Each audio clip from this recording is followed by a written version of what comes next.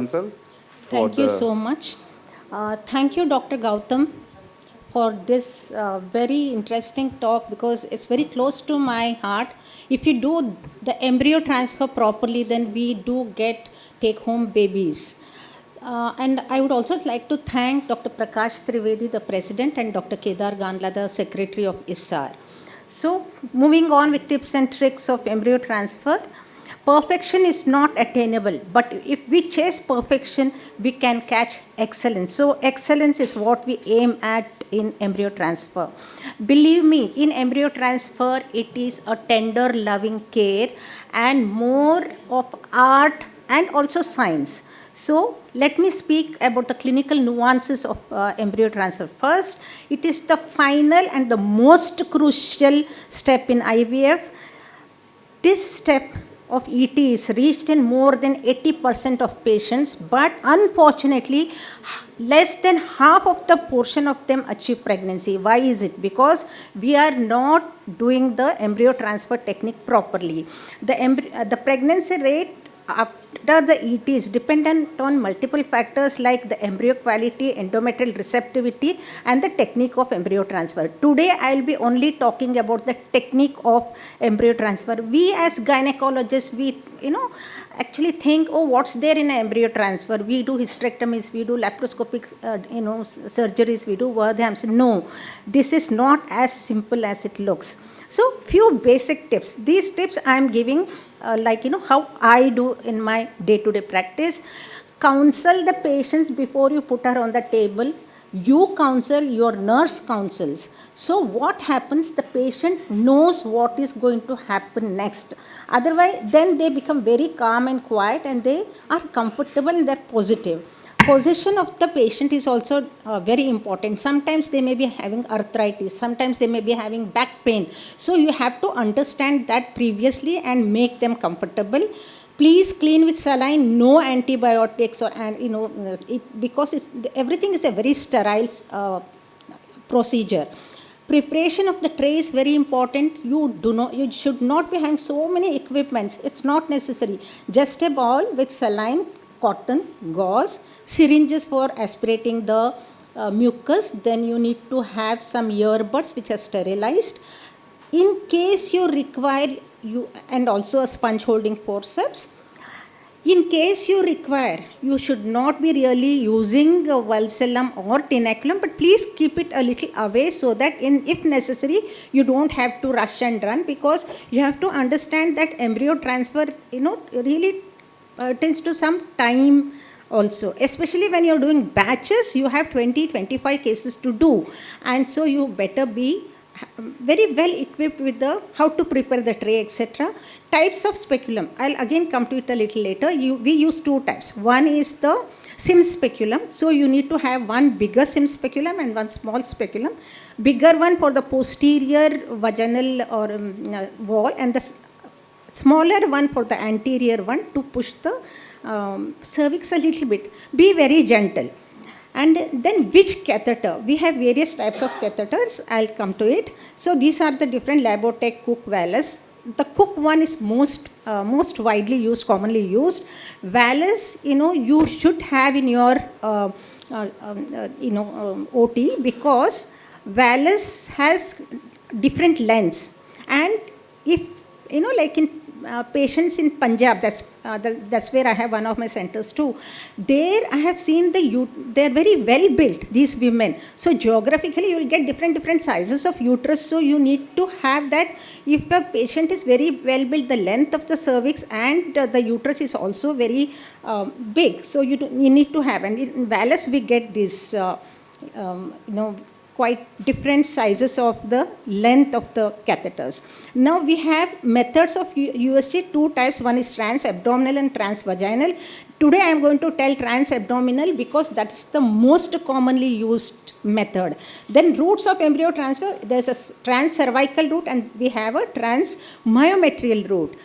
Most commonly we do transcervical route, but you should know about the transmyometrial route when you're not able to, because it's a crucial step. You should know all the methods. Then methods of ET, we have preloading and afterloading. What I do in my center is the After loading, we prepare everything and then we say ready, and then the embryologist loads the embryos.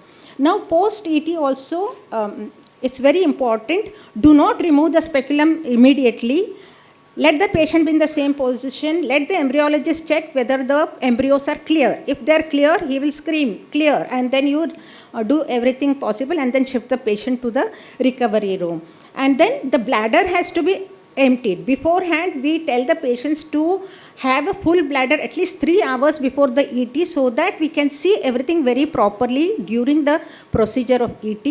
After that, we need to advise the patient to empty the bladder, because that may also cause some sort of discomfort and introduce some contractions, etc.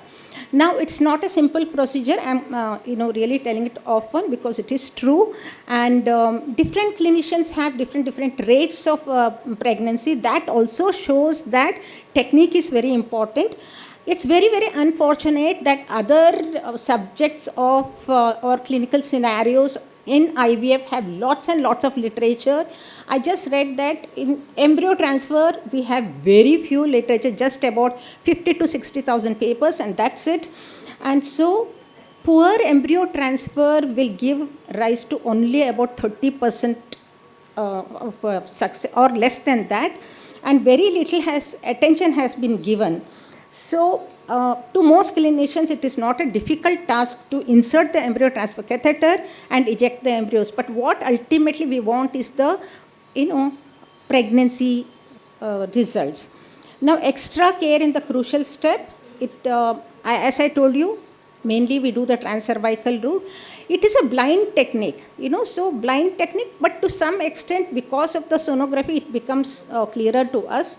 But it has multiple negative factors, like, because we are introducing something, cleaning, all that. So it really initiates uterine contractions that we have to make it to the minimum. Now, presence of cervical mucus. I know it's a very, very controversial subject, the cervical mucus, because many of the clinicians, some of the clinicians think that it doesn't affect, but I strongly believe that cervical mucus has to be removed to get the best of the results. Because what can happen is that this mucus can plug the tip of the catheter or entangle the embryos and drag them out when we withdraw the embryo transfer catheter outside. Now, proper placement of embryos may not be possible because the failure to pass the catheter to the internal os because of this thick cervical mucus. Also due to the acute uterocervical angulation, cervical stenosis, or anatomical distortion of the cervical canal. So now proper evaluation we have to do. One is by sonography. So length of the cavity and cervix, any angulation of the cervix, any fibroids which may distort the cervical canal, all that we have to do in the previous cycle itself. But supposing for some reason it has been, because you are going to some other centers to do the ET and there the doctors have missed, then you can also see before you enter the uterine cavity. So the ultrasound study of the uterine cavity right before embryo transfer is a must. So any unanticipated difficulty in entering the cavity may happen. One is pinpoint external os. Once again, if you have not seen this in the previous cycle or during the stimulation period, cervical polyp or fibroids, anatomical distortion, and cervical stenosis. Now, evaluation of the uterine cavity, I am stressing it, it has to be performed before the proper IVF cycle. And dummy embryo transfer, we call it a mock trial. That also has to be done before the stimulation cycle. It's very easy. You can just, it need not be done in the embryo transfer room. You can do it in your OPD, where you have your sonography machine. And you can do, what we do, we collect the old ET catheters, and with that we do this dummy trial. We note down how the angulation of the cervix, how long is the cervix, how long is the uterine length, and where exactly to place the embryos. All that is studied and it is noted down in our notes. Length and direction of the uterine cavity and the cervical canal evaluation is also important. Now, how do we avoid initiation of any uterine contractility? Immediate or delayed expulsion of the embryos after transferring them into uterine cavity is to be avoided, because let the uterus settle down a little bit. Then the presence of endometrial movements has been really seen by some of the studies, and what they have done is they have collected about 15% of the transferred embryos from external cervical os, tip of the catheter, vaginal speculum after embryo transfer, and only 45% of embryos were present within the uterine cavity 1 hour after the transfer. It's not that I'm just telling, all these studies have been done. So we have to be very, very careful, because how much of money and mental torture the patients have undergone, and if you do not place these precious embryos in the proper place, then it is, it can't be forgiven. So now stimulation of the cervix also causes the release of oxytocin, so the uterine contractility increases.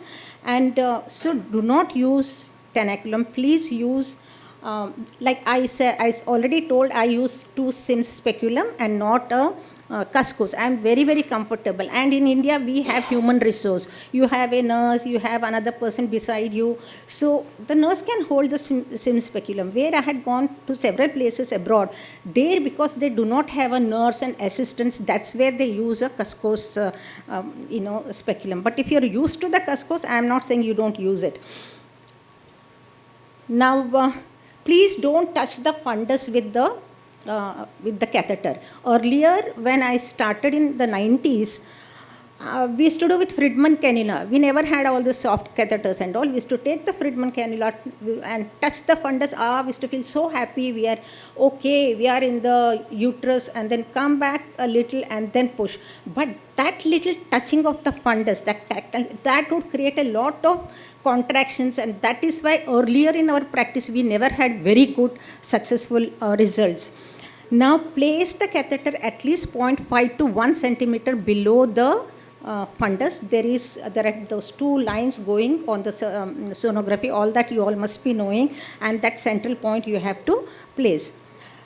So what happens if you touch the fundus with the catheter is the junctional zone contractions start, and that will decrease the chances of pregnancy. So what happens here, it's not that every lady has the same length of the cervix and the uterus. That you have to remember, and accordingly you have to calculate and do the needful. Now, no, you should avoid any trauma to the endocervix or endometrium. So soft catheters are the best. And not only soft, they have to be malleable, because they have to find the way to the endometrial cavity. If they are very rigid, sometimes because of the angulations, you can't really go to the mid portion of the endometrial cavity. So the outer rigid sheath should be minimally used, just to stop near the internal os, or just go a little just above the internal os. So it is imperative to perform the embryo transfer without manipulation of the cervix. Actually, when I do the embryo transfer, I don't even clean the cervix, without seeing. I first place because they would have just, fresh transfers, at least they've just cleaned everything. What I do is I put the speculums, and then around the cervix, I clean not very harshly, but very, very, very gently, so that there are no oxytocin released and contractions. And also, I told you, after loading, we first put the outer catheter inside, we say ready, then the embryologist loads, and all this has to be finished in 120 seconds. It is a very fast, just like vitrification, ET has to be a very fast procedure. So gentle manipulation has to be done, and it is preferable to wait before withdrawal of the catheter, so that the uterus can stabilize. We need to give some time to the uterus. So every step is important. Technically difficult embryo transfers are associated with reduced pregnancy rates. This is due to stimulation of uterine contractions that would expel the embryos. Removal of cervical mucus is very serious obstacle in proper embryo placement. And so what happens is, how to remove is important. All the other things is theoretical. I'll tell you all. What you need to do is take a 1 cc syringe, apply it to the external os, and aspirate. The knack is now, please listen carefully. Once you aspirate, you have to suddenly remove the catheter so that the mucus gets aspirated. Actually, it is a knack of removing the mucus. Otherwise, you will cause more damage. You learn this properly, and then after removing once or twice or thrice, sometimes some patients have lots of mucus. Have patience. ET, you have to have patience. Remove everything properly, and then finally, with the earbud, which is already sterilized, you dip it in saline and again clean the internal cervix very, very gently. So now, so the tip has to enter the proper place in the uterine cavity for it to be successful. Actually, soft catheters sometimes are very, very misleading. They curl inside the in cervical canal. And so there's a simple test to do this. Just rotate the catheter from outside, and if it rotates 360 rotate to 360 degrees, if it recoils, it means that it is curved inside the cervical canal. That can be, and then immediately you remove and then place it properly. So proper delivery, once again, is simply a lack of alignment between the catheter and the uterocervical canal. If it is curved, gently curving the outer sheath of the catheter will overcome this position in most of the cases. Dummy embryo transfer is a must, and a full bladder before embryo transfer. Again, full bladder, you have to remember, it should not be so full that the uterine cavity is really pressed and you're not able to see the endometrial cavity properly on the sonography. It should be optimum, and that optimum you have to teach your assistants and the nurse. You are not going to sit there and see whether the bladder is appropriately filled. So all this, it's a lot of teaching our staff as well. Now, maneuvering the vaginal speculum, I already told you all. Malleability is important, that also I have told you. Acute angulations have to be adjusted. Now, I think my time is, So, another very important area is how the embryologist really takes the amount of media, etc. I'll not go into that. Slow withdrawal after the embryo transfer of the catheter. Rapid withdrawal creates a negative pressure. So, and when you release the embryos, catch that syringe, don't release. Otherwise, with the negative pressure, the embryos will come back. So, hold it tightly and then remove it slowly and give it to the embryologist so that the embryos do not come back. So, without US guidance, the results were 38 and 25 respectively. So, sonography guidance is very important, and much depends upon the experience of the clinician. So, please do not take this ET very lightly. And movement of the patient after ET, our Indian patients want to rest. So, please don't make them get up immediately. Actually, it doesn't make a difference. I have seen all over the western part of the world, they just get up and go for their work. But here you can make the patient sleep for 15 minutes. I, in fact, tell the patients that if you rest too much, then you'll have problems. Your uterus will start. We have to explain to the patients also. So then they can go home. No need of any rest. So these are few of my books. If anybody requires, you can write to me. Thank you once again, Dr. Gautam and the team, and thank you, chairpersons. Thank you.